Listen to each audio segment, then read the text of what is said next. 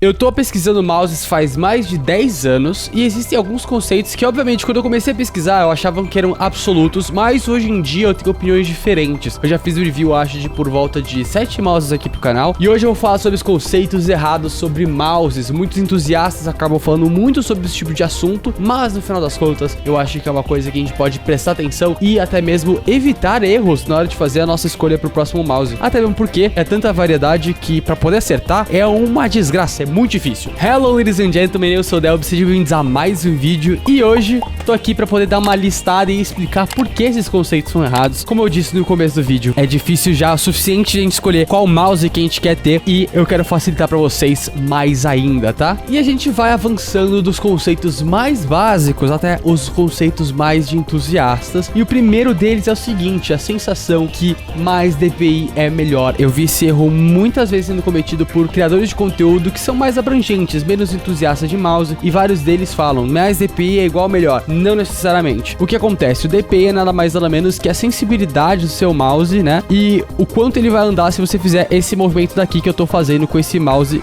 cinza. Então, por exemplo, em 800 DPI eu vou atravessar só um pouquinho da tela, enquanto se eu tiver a 3000 DPI vai ser muito mais. Obviamente, DPI ainda existe uma necessidade, porque cada um joga com uma sensibilidade. Por exemplo, eu jogo com uma sensibilidade muito baixa, então eu acabo remando bastante meu mouse dessa maneira, sabe? Quando tô jogando. Mas não é pra todo mundo, e não só isso, mas DPI é uma medida em pixels por sensibilidade, entre aspas, né? Se você tem uma tela maior do que Full HD, por exemplo, talvez você rode mais DPI do que uma pessoa que está jogando a Full HD 720. Então a resolução, ele muda o quanto você vai ter que movimentar o mouse em certo DPI para você poder percorrer uma certa distância. Então mais DPI não é só automaticamente melhor, mas obviamente vale a pena ressaltar que se você está num monitor ou um tipo de projetor, né, de vídeo que tem uma densidade de pixels maior, você vai aproveitar-se de mais DPI. Só que ao mesmo tempo, os números de DPI que a gente tá entrando agora, tipo 25 mil, são absurdos. Então a gente não precisa de tanto também, tá? Então mais DPI não significa um mouse melhor, tá? Vale muito mais a pena, na hora de buscar um mouse melhor, você buscar mouses que são impecáveis, e até mesmo um outro conceito que mais pra frente eu vou entrar em detalhes. O segundo conceito é sobre o ponto negativo de duplos cliques. Obviamente você não tá afim de você clicar uma vez no seu mouse e do nada registrar umas 30, mas ao mesmo tempo vale a pena ressaltar que dependendo do uso, do cenário, do contexto que você tá jogando, pode fazer uma diferença positiva ou negativa. Geralmente é um impacto negativo, porque se você tiver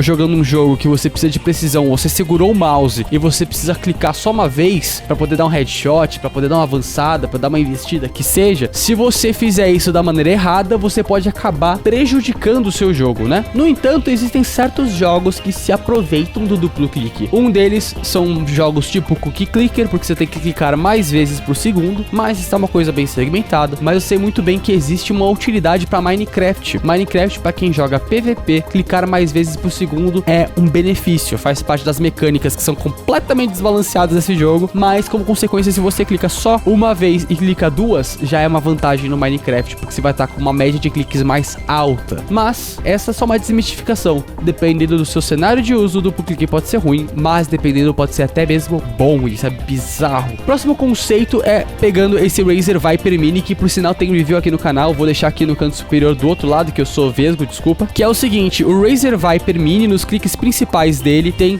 Razer Optical Switches, né? O que significa que os cliques não têm um contato mecânico, e sim um sinal de luz que é atravessado, e no momento que você clica, ele interrompe esse sinal de luz e teoricamente vai reduzir o tempo de atraso. Porque os interruptores mecânicos, quando você clica com eles, quando ele fecha o circuito, que é o que faz o interruptor ser mecânico, ele tem um risco de registrar duplo clique, como a gente falou. Ele tem que ter um delay para poder garantir que esse duplo clique não vai ser registrado, que cliques acidentais não vão ser registrados. Querendo ou não, o clique óptico, ele supostamente não tem o que a gente chama de debounce time, né? Mas ao mesmo tempo você pode pegar mouses como esse daqui da Glorious e outros mouses que você pode entrar no próprio software dele e tirar o debounce time. Se a implementação de cliques for boa, você não vai ter duplo clique e você não vai precisar de um debounce, o que faz o clique óptico não necessariamente ser mais rápido. O pessoal fala: ah não, mas o debounce em clique ópticos não existe. Não existe, de fato, mas tem como você retirar o debounce de outros mouses, o que faz o interruptor óptico não ser tão mais rápido quanto o interruptor interruptor normal. O que é a vantagem definitiva do interruptor óptico é que ele nunca vai ter contato mecânico e, como consequência, as chances de rolar duplo clique são muito mais baixas. Então, por quesito de longevidade, os interruptores ópticos são melhores, mas por quesitos de tempo de resposta, é uma diferença tão marginal, mas tão marginal, e principalmente se você colocar o debounce do seu mouse com um interruptor mecânico de uma maneira de 0 debounce, vai dar, se não na mesma, muito perto. Não me leve a mal, eu acho que os interruptores mecânicos são o passado, os interruptores ópticos são o futuro, mas a sensação tátil dos interruptores ópticos, eles ainda não são tão boas. Então os interruptores mecânicos, por enquanto, ainda tem um belo lugar no mercado. Agora, indo pro quarto conceito errado, e que este é um pouco mais para os entusiastas, muitas pessoas falam que o sensor mais atualizado é o melhor, e no momento é o 3395. O 3395, ele inclui uma tecnologia chamada Motion Sync, que faz com que quando eu faço esse movimento daqui com o mouse, ele vai mandar os movimentos de maneira sincronizada e de uma maneira sempre no intervalo correto, e diferente de mouses que não tem Motion Sync, que eles têm intervalos intercalados. Isso pode ser uma coisa positiva, é uma tecnologia legal, não me leve a mal, mas ao mesmo tempo vale a pena ressaltar que as especificações de um 3370, que é o que tem esse meu Glorious Series One Pro, ele não necessariamente é tão pior que o 3395. No papel,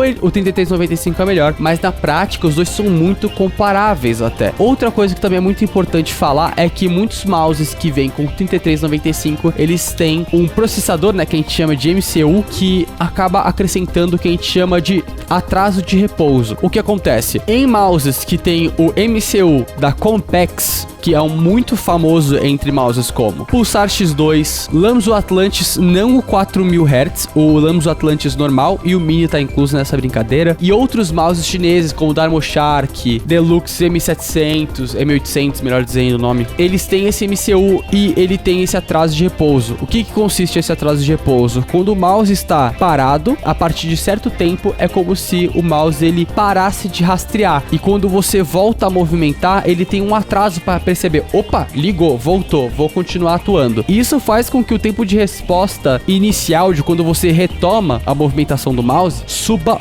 muito, muito mesmo, coisa que deixa no chinelo os mouses com MCU da Compex em comparação com mouses como o da Razer, da Logitech, que tem os próprios MCUs, ou até mesmo com os MCUs Nordic, que são atualmente os mais refinados e não tem atraso de repouso. Então o 3395, ele no papel ele é melhor. O Motion Sync é uma tecnologia super interessante, mas a implementação do sensor e das características técnicas do mouse vão fazer uma diferença. Eu me atentaria na hora de comprar um mouse 3395 achando que ele é melhor automaticamente. A diferença é muito placebo e também tem esse atraso de repouso que muitas pessoas julgam ser um problema até que sério, viu? E por último, e até mesmo um pouco mais polêmico, é a ideia de que 4000 Hz de taxa de atualização, ou até mesmo 8000, né? A gente sabe que tanto os mouses com fio da Razer, como mouses sem fio, até como o Razer Viper Signature Edition, eles estão conseguindo fazer 8000 Hz, seja cabeado, seja sem fio até. Mas várias pessoas falam, putz, mais taxa de atualização, menos atraso, mais vezes que tá rastreando o movimento do meu mouse, e supostamente isso é melhor. De fato, no papel e de maneira de implementação do mouse, isso é sensacional, porque significa que você vai ter muito mais controle fino do seu mouse. Só que existem alguns caveats, assim, que o pessoal da gringa fala. Primeiro deles é, obviamente, se você estiver usando um mouse sem fio como esse daqui, a bateria drena muito mais rápido. Então, muito provavelmente, ou vão colocar um mouse com uma bateria maior dentro, né? Ou a sua bateria vai durar exponencialmente menos. Outra coisa que também é interessante falar é que essa vantagem ela é mais percebida em monitores com taxa de atualização mais alta. Dizem que o mínimo para você poder sentir uma melhoria de um mouse 4000 Hz é você ter uma taxa de atualização de por volta dos 240, que ultimamente tem vários monitores gamers que estão atingindo 240 por um preço acessível, mas ao mesmo tempo vale a pena ressaltar que são só nessas taxas mais elevadas, talvez 120 também já você sente uma diferença, mas se você joga ainda abaixo de 120 Hz, essa diferença pode não ser tão perceptível, tá? Outra coisa que vale a pena ressaltar também, diversos jogadores profissionais estão jogando com mouses que só atingem 1000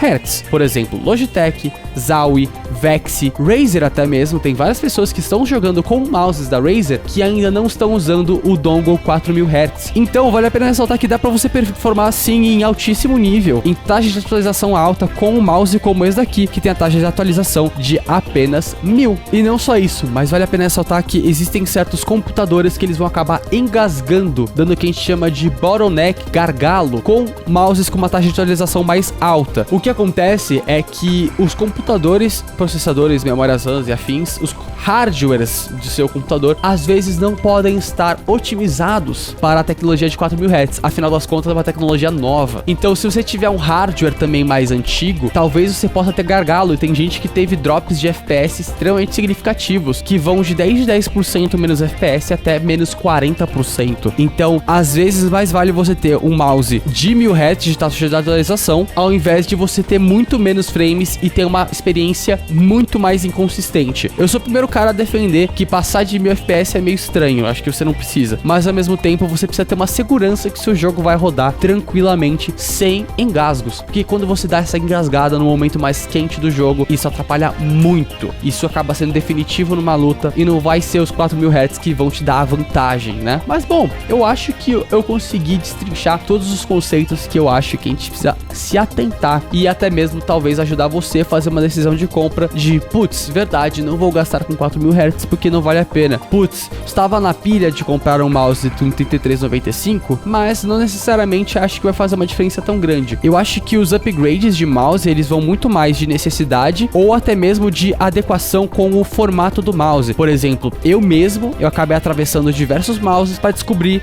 que o meu formato endgame é o Razer Viper Mini, que por enquanto ele é um mouse apenas presente com fio e também custa extremamente barato, né? O mais perto que eu cheguei foi o Glorious Series One Pro e no caso ele é um pouco mais robusto, mas eu acabei dando uma substituída porque eu prefiro o mouse sem fio do que o mouse menor. Obviamente, se tivesse o sem fio e menor, seria perfeito, mas existe o Signature Edition que custa um rim e eu não tô afim de gastar um rim, né? Mas eu acho que é aquele ditado famoso do Rocket Jump Ninja: formato é rei, shape is king. Saiba qual é o seu formato ideal, encontre o mouse que vai performar dentro dos conformes, ou seja, você vai querer um sensor impecável com 3370, você vai querer um mouse com peso menos elevado, né, na faixa dos 60 gramas como tá o Razer Viper Mini, eu acho que já é um bom parâmetro, e você vai querer um formato que se adequa bem às suas necessidades. Tendo essas prioridades, eu digo pra você que é muito improvável que você vai precisar fazer um update. E é isso, espero que vocês tenham gostado do vídeo. Se tiverem gostado, deixe seu like, se você é novo no canal, não se esqueça de se inscrever. Vou deixar aqui na tela alguns conteúdos que você pode gostar. E é isso, sem mais delongas, eu fui. Até o próximo vídeo. Tchau, tchau.